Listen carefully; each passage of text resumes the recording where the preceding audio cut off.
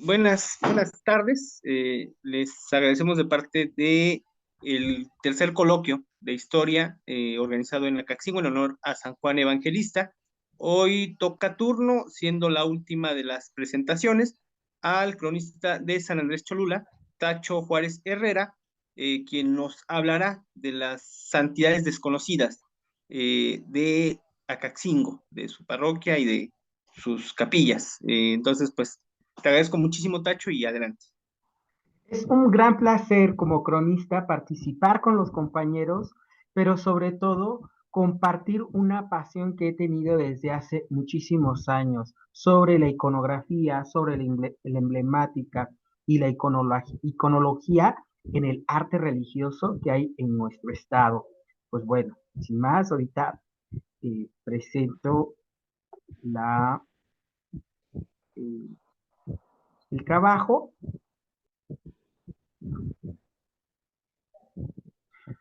Santidad desconocida. Bueno, para hablar un poco de estas santidades, cuando vamos a los templos, pues vemos imágenes y a veces no nos detenemos, qué es lo que hay, quién es y por qué está ahí.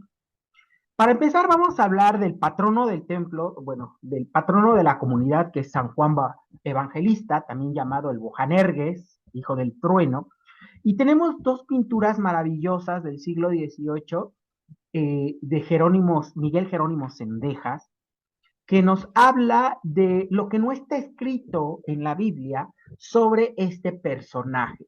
Tenemos dos pinturas en el presbiterio. Una de ellas es el martirio de San Juan en Porta Latina, en Roma. El emperador lo manda a martirizar en una caldera de aceite hirviendo, de la cual Dios preserva su vida milagrosamente. Este hecho hace que el emperador lo envíe desterrado a la isla de Patmos. Es en Patmos donde escribe el famoso Apocalipsis, que es la siguiente pintura que está al lado derecho. Es interesante la composición de esta pintura porque preside la obra El Eterno Padre en un rompimiento de gloria y vemos cómo las naves se están, hay unas naves, hay una ciudad fortificada, está hablando sobre la caída del paganismo. Es muy interesante estas pinturas. Pero después hablamos de pinturas y de obras muy concretas que son, que hablan de la gran devoción en torno a la comunidad. Ya nos hablaba anteriormente el ingeniero René Huerta sobre un personaje llamado Akatzin, que es el señor Carrizo. Es curioso cómo el el señor Akatzin, el Tlatuani, se convierte, con la nueva fe, se convierte en una imagen de Cristo con el señor Exeomo, que está basado en un grabado de Luca Bertelli a partir de una pintura que había hecho Tiziano para el emperador Felipe II. Este nuevo Akatzin, o Señor de la Cañita, mejor conocido como Exeomo, también es una de las pinturas más veneradas en, en la población. Pero sin duda, la que tiene mayor popularidad, no solamente en la cabecera, sino en muchos templos poblanos a partir de finales del siglo XVII, será una imagen de la Virgen María basado en un grabado a partir de una pintura de Juan Bautista Ilsalve y Sassofarreto, que hizo para la iglesia de la Santa Cruz en Florencia y en Roma. Curiosamente, esta imagen de la Virgen, que era llamada la Virgen en oración, será convertida en una imagen de la Virgen dolorosa y será por los jesuitas y será traída al Nuevo Mundo. Serán los jesuitas que le dan este carácter de imagen pasionaria, de tal manera que vemos esta imagen repetida por José de Ibarra en Guadalajara, por Antonio de Santander, la vemos también en el Perú, pero ya como una Virgen dolorosa. Y en Acatzingo será un caso muy interesante porque se convierte en una imagen taumaturga, hacedora de milagros. Esto hace que se crea una cofradía de terciarios servitas. Los servitas es una orden religiosa, la orden de los siervos de María, que fueron fundados en el siglo XIII por 7 comerciantes florentinos. A estos frailes se les debe la creación de la fiesta a la Virgen Dolorosa, pues ella será su patrona, ellos serán los que impulsarán esta devoción a los 7 dolores. Bueno, es por eso que cuando los servitas de Acatzingo crean su cofradía, necesitan estos ejemplos de devoción a la Dolorosa a través de la orden. Aunque esta orden no llegó hasta el siglo XX a México, ya existían estas cofradías de servitas. Una de ellas era la de Acatzingo, y entre sus eh, imágenes de difusión devocional serán 4 pinturas hechas por el artista poblano Gaspar Muñoz de Salazar. Este discurso gráfico de santidad para los terciarios servitas se verá en 4 figuras. La primera, San Alejo, uno de los fundadores de la orden, lo vemos incluso con un banderín donde lleva la imagen de la Virgen Dolorosa, pero ya no es cualquier imagen de la Virgen Dolorosa, es la Virgen de Acatzingo. Si se fijan en la imagen donde lleva el banderín, hace una reproducción de la Virgen de los Dolores de Acatzingo. La segunda imagen es la fundadora de la rama femenina, de las monjas, que es también a la vez sobrina de San Alejo, que es Juliana de Falconeri, también patrona para los que mueren sin los sacramentos. Por eso en su pecho lleva una imagen de la Eucaristía. La siguiente es la Beata Juana de Florencia, terciaria de Servita, y que curiosamente también era muy allegada tanto a Santa Juliana y al santo que sigue, que es San Felipe Benicio, si no es que es el más representado en las iglesias novohispanas, dado su carácter de impulsor o segundo fundador de la orden, a la vez que también era un hombre muy versado, muy sabio en su época, incluso por eso tiene el bonete a sus pies, gran impulsor del culto a la Virgen Dolorosa, por eso lleva en sus manos el corazón con las 7 dagas, y como de una manera más gráfica y cercana a los terciarios, lleva el escapulario servita en sus manos para entregárselo a los fieles. Ese es San Felipe Benicio. El siguiente santo está dentro de unos nichos en los altares laterales, que refiere a un milagro de la Virgen de unos padres ya maduros, y que por su invocación a la Madre de Cristo logran tener un hijo. Ese será San Juan Nepomuceno. Será un santo muy venerado en el siglo XVIII. Su devoción es impulsado por la Compañía de Jesús. La siguiente imagen es una imagen, una pintura de la Virgen que se llama la Divina Peregrina. Esta imagen se relaciona con el camino de Santiago en Compostela. Por eso la Virgen usa su esclavina, lleva su callado y su sombrero de peregrina. Esta imagen se veneraba en el convento y colegio de propaganda FIDE de los franciscanos de Sahagún. Pero los misioneros franciscanos en la Nueva España eh, recrearon esta misma imagen, nada más alterándola un poco en su composición pictórica. Y eso lo tenemos en esta parroquia de Acatzingo, donde ya la imagen de la Virgen es la misma, pero cambia en los ropajes, cambia en la composición inferior, donde la Virgen libra a los fieles de los 7 pecados capitales que quieren devorar a los hombres. y se le conoció ya como la Virgen del Refugio de Pecadores o la Virgen del Refugio de los Franciscanos. Esta pintura se encuentra en la colección de la misma parroquia. Un retablo que también llama mucho la atención es este, que se encuentra en la capilla de eh, una capilla lateral cerca de la torre poniente.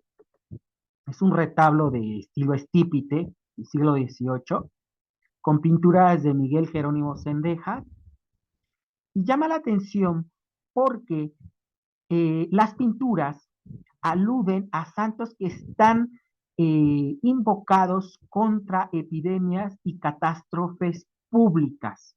Y ahorita las vamos a ver con mayor detenimiento. El primero, pues bueno, es un retablo impulsado por devociones de la Compañía de Jesús, por lo tanto, ahí está San Ignacio de Loyola en la parte superior izquierda. Y es muy interesante esta composición de la pintura porque lleva un bonete doctoral, dado sus estudios en la Sorbona de París. Después sigue San Antonio Abad, también abogado contra ciertas enfermedades, también contra algunas epidemias, incluso algunas enfermedades venéreas era invocado en la época novohispana, y incluso tiene un cochinito a un lado, incluso era muy famoso en la época novohispana la matanza de cerdos el día de su fiesta. Incluso en la Ciudad de México era invocado contra los incendios. Por eso es que está ahí este santo. Abajo tenemos a San Atenógenes, obispo, que es un santo muy venerado en el siglo, a mitad del siglo XVIII. Tenemos pinturas de él en Guadalajara, en el Templo del Sagrado Corazón de Jesús en Puebla, en el Templo de Tlaxcalancingo, en San Andrés Cholula. Este santo era invocado por los cazadores, pero también para ciertas enfermedades respiratorias. Por eso, por el martirio, tiene una daga que está atravesando su pecho. Del lado opuesto tenemos la imagen de Santa Rosalía de Palermo, también una devoción que fue traída por los jesuitas, aunque la tradición dice que era una ermitaña que seguía la regla de San Agustín, a otra que era de la orden de San Basilio, y pero la compañía de Jesús retoma su devoción y la hace difundir en las parroquias poblanas, invocándola contra los temblores, contra las epidemias colectivas y contra las erupciones volcánicas. Y el que está en la parte central, otra vez tenemos a San Juan Nepomuceno, basado en un grabado catalán, y pues él era invocado también para las afecciones respiratorias, contra las calumnias, contra los chismes, contra el mal testimonio, aparte de que también era el santo que representaba el cuarto voto de la Compañía de Jesús, es decir, la fidelidad a la iglesia, la fidelidad al Papa, y el santo muere realmente por su fidelidad al Papa, a su arzobispo que se llamaba Juan Genstein. Luego nos saltamos a una comunidad muy cercana, que es el retablo de la Asunción en Santa María Actipan, que también otra vez la Compañía de Jesús es la gran protagonista en este retablo, donde se dejan ver sus santos, pero sobre todo un sentido de identidad. Lo tenemos en cuatro figuras. Uno, la primera, a la derecha, a la izquierda, perdón, tenemos a San Francisco de Borja. Este santo lleva en su mano una calavera que representa a la reina Isabel de Portugal, siendo el duque de Gandía. Él es enviado por Carlos V para darle sepultura a su esposa Isabel de Portugal. Llegan a la tumba real en Granada y ve a la reina, que era considerada la mujer más bella de Europa, ver su cuerpo en descomposición. Eso hace que el mismo santo diga, no quiero servir a un señor que en tierra se me ha de convertir. Por eso lleva entre sus símbolos iconográficos esta calavera. Pero ¿por qué es tan importante San Francisco de Borja para la Compañía de Jesús, especialmente en la Nueva España? Pues él, siendo el tercer general de la Orden, bueno, de la Compañía de Jesús, sucesor de San Ignacio, él es el que envía a los primeros jesuitas en 1586 a la Nueva España, llegando al frente de los jesuitas el padre Pedro Sánchez. Abajo, apenas si se ve, es una imagen de San Francisco Javier, uno de los primeros compañeros de San Ignacio de Loyola en la Compañía de Jesús, y es la figura del misionero. ¿Por qué los jesuitas están en Puebla? ¿Por qué están en Acatzingo? Bueno, lo que pasa es que a partir del siglo XVII, incluso desde antes, desde que ellos llegaron a Puebla, se ofrecían como ayudantes eh, a los, a los, mm, a los párrocos para ayudarlos en mm, en la administración de los sacramentos. Por eso, las imágenes eh, eh, son muy frecuentes en los templos, en los, en los altares donde apoyaban. En estos retablos también vemos algunas devociones marianas, pero es muy importante cómo la Compañía de Jesús hacían presentes todas sus imágenes. Y abajo, pues bueno, tenemos a Francisco Javier, que es el símbolo de la misión por parte de la Compañía de Jesús. La siguiente es San Luis Gonzaga, que era el santo de la juventud católica. Recordemos que la Compañía de Jesús dirigía la mayor parte de sus esfuerzos apostólicos a educar a la juventud en sus colegios. Por eso, San Luis Gonzaga será el patrón de los estudiantes de las escuelas jesuitas en el siglo XVIII y que después, posteriormente, en el siglo XIX, sea uno de los santos más venerados. Y el siguiente, aunque no es jesuita, sí hay un sentido de identidad por ser un santo propio de Puebla, el beato Sebastián de Aparicio, que lo tenemos en esta imagen del retablo de Santa María Activa. Por último, tenemos una figura muy interesante que ya es muy, muy posterior, que es la imagen de Santa Filomena de Mungano. Es una santa de catacumbas que su cuerpo fue descubierto a principios del siglo XIX y fue llevada a la localidad de Mungano y empieza a hacer muchos, muchos milagros. A partir de la mitad del siglo XIX, su culto será muy propagado, especialmente contra el flagelo de la ilustración, las ideas liberales y los vicios de la modernidad. Entonces, su figura tendría que apoyar el trabajo de la iglesia en esos difíciles años. Eh, la imagen o la pintura que está en Actipan tuvo que haber tenido una gran devoción por la cantidad de exvotos que aparecen en la fotografía e incluso lleva una medalla votiva con el corazón de Jesús, que también es una devoción muy pujante en el siglo XIX y que era el prototipo de la castidad, de la virginidad entre la sociedad católica femenina. Con esto termino agradeciendo mucho la oportunidad de haberme escuchado. No, pues te agradezco muchísimo, Tacho. Como siempre, un gusto y un deleite poder escuchar tu ponencia. De igual forma, con esto damos por concluido el tercer coloquio de Historia Caxingo, San Juan Evangelista, en honor a nuestro santo patrono.